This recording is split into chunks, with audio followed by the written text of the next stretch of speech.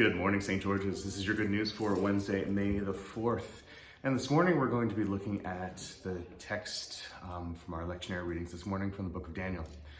The book of Daniel is a text that we don't encounter very often, turning up only once in the 3-year lectionary cycle.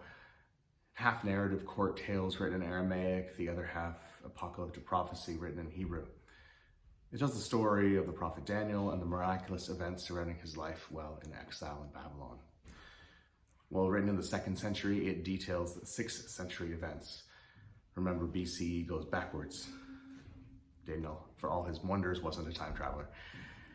We encounter Daniel in our reading today in one of the court tales, in which he's called upon to interpret the literal writing on the wall. After a hand appears during an evening of drinking and debauchery and writes a message on the wall before the king and his court. Belshazzar, of course, is terrified by this event, but is unable to interpret the text and brings in all his court magicians and sorcerers, but no one is able to make heads or tails of what has been written. His wife, however, a very wise woman, suggests that Daniel, who she describes as endowed with the spirit of the holy gods, might be able to offer some assistance. Indeed, Daniel comes, and after refusing the king's offers of riches, he reads the words inscribed on the wall. Forgive my Aramaic here. Mene, tekel, pharsin, which means numbered, weighted, divided.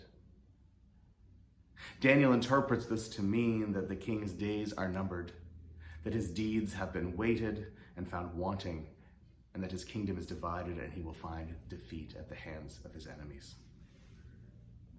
Now, I don't think this is a very complex interpretation, and we have to wonder if the issue is actually one of language rather than interpretation.